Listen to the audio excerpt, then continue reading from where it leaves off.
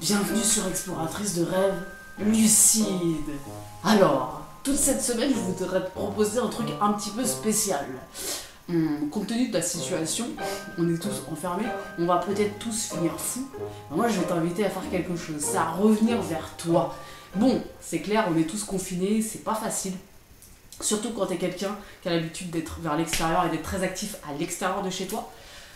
C'est vraiment pas facile. Même moi qui ai quand même l'habitude d'être à l'intérieur de chez moi et de travailler de chez moi, etc.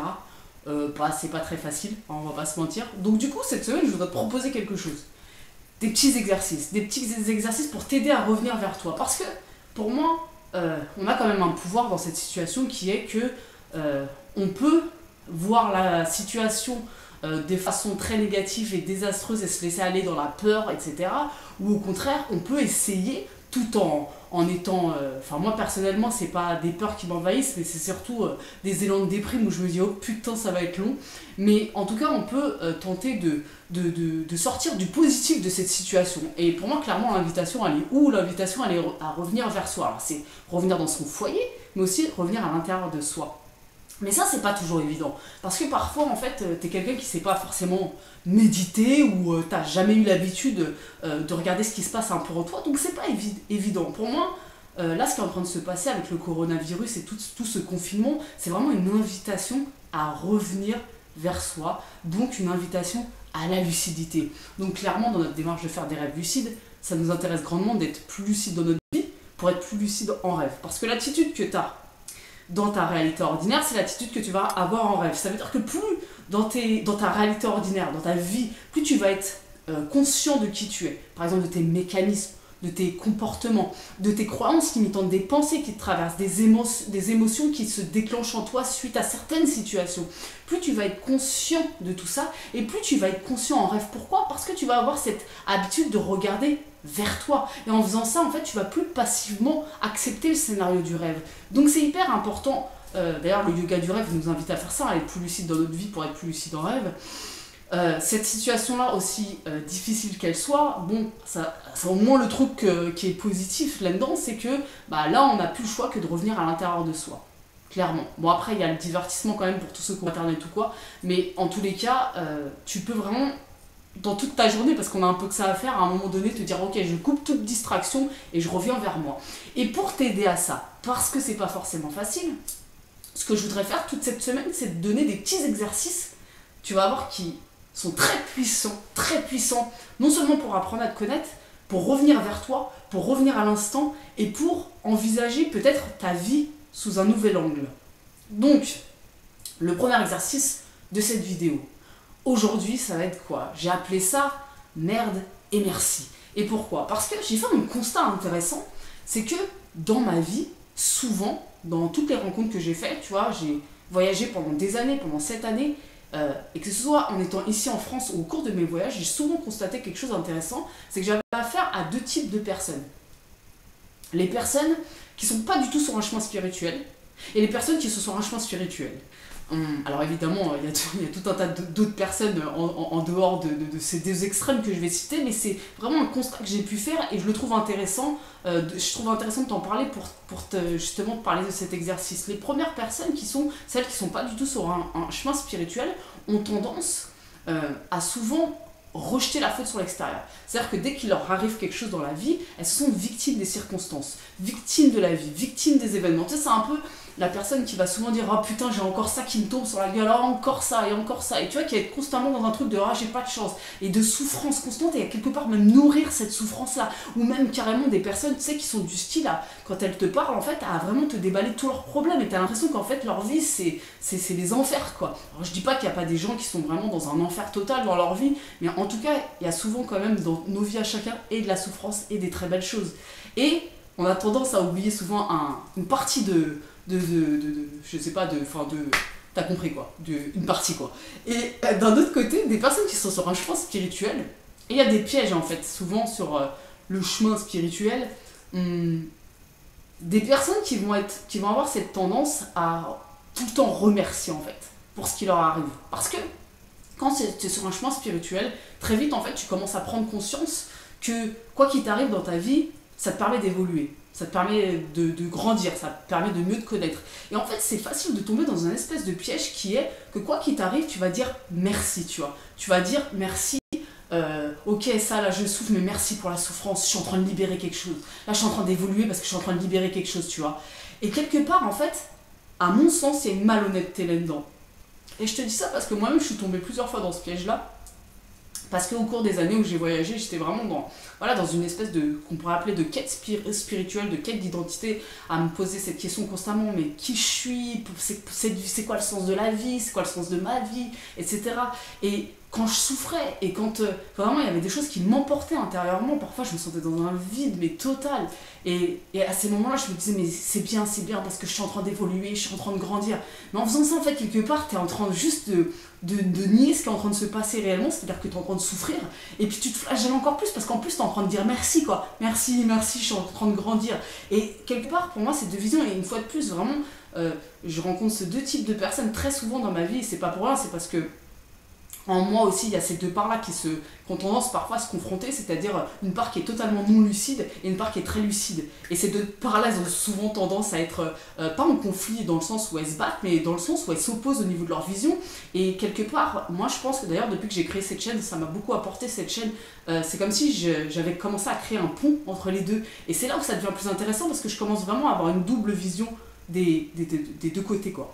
Et donc, cet exercice, pour moi, ça va être une invitation pour toi à la fois dire merde à la vie et à la fois dire merci à la vie.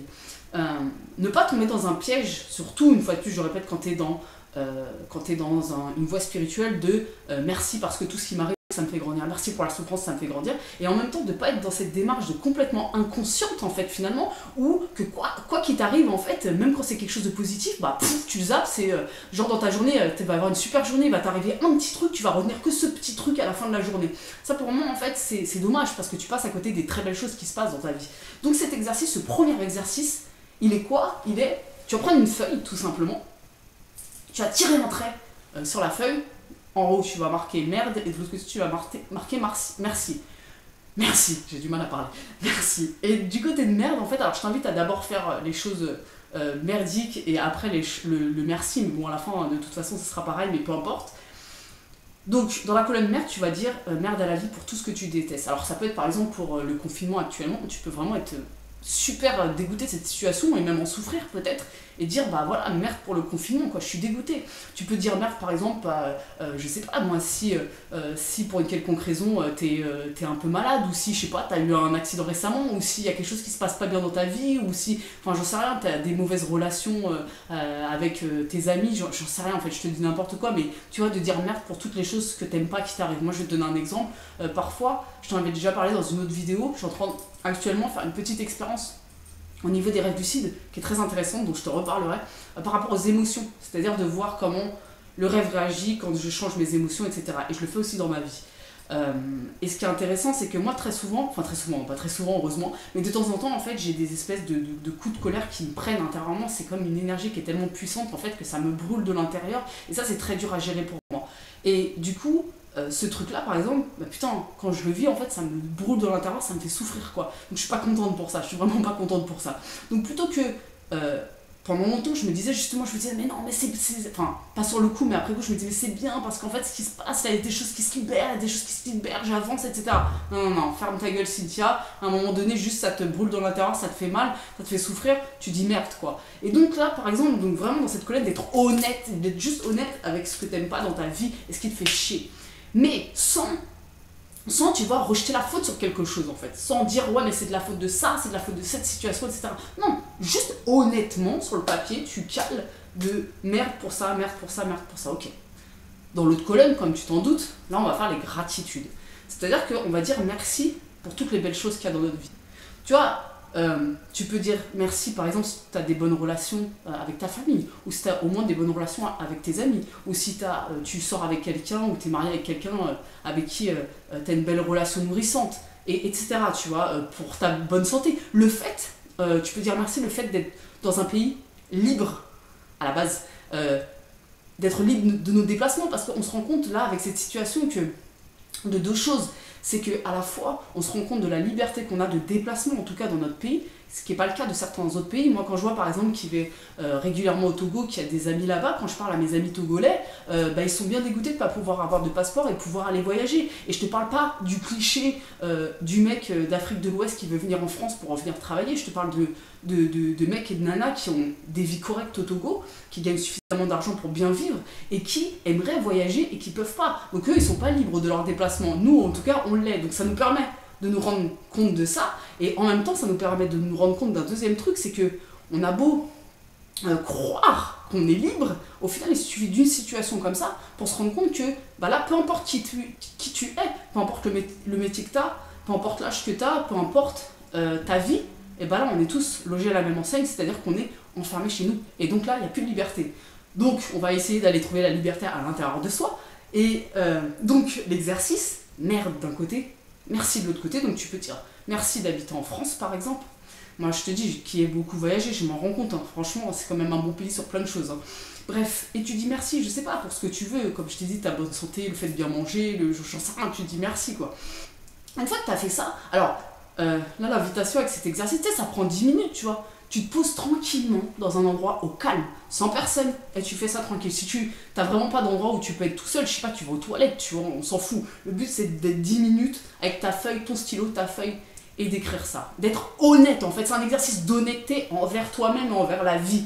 Ok, donc essaie de trouver autant de merde que de merci. Parce que c'est sûr que si tu mets 50 merdes et que tu mets un merci, tu peux être sûr que tu fais partie de la catégorie des personnes qui ont tendance à rejeter la photo extérieure, à se mettre en mode victime. À l'inverse, si tu trouves que un merde et que tu trouves 50 merci, tu peux être sûr que tu as tendance à être dans la vision un peu plus spirituelle qui est tout ce qui m'arrive est merveilleux, quoi.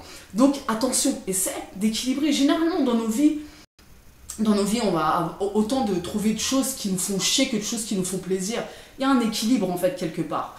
Donc voilà, cet exercice, c'est une invitation à l'équilibre, à l'honnêteté. Donc c'est un premier exercice de 7 exercices que je vais donner toute cette semaine. Tu vas voir qu'ils vont t'emmener progressivement à revenir à l'intérieur de toi, pour que ce soit plus simple pour toi. Plus simple parce que je sais que c'est pas évident quand on a tellement l'habitude de regarder vers l'extérieur, de commencer à prendre conscience de qui on est. Parce que très souvent même, on dit mais avoir plus conscience de soi, mais ça paraît très abstrait en fait comme concept, presque, tu vois. Et en faisant des petits exercices simples, tout simplement, t'as même pas besoin de poser des mots dessus, tu fais juste le petit exercice et il y a des choses qui vont se passer en fait en toi.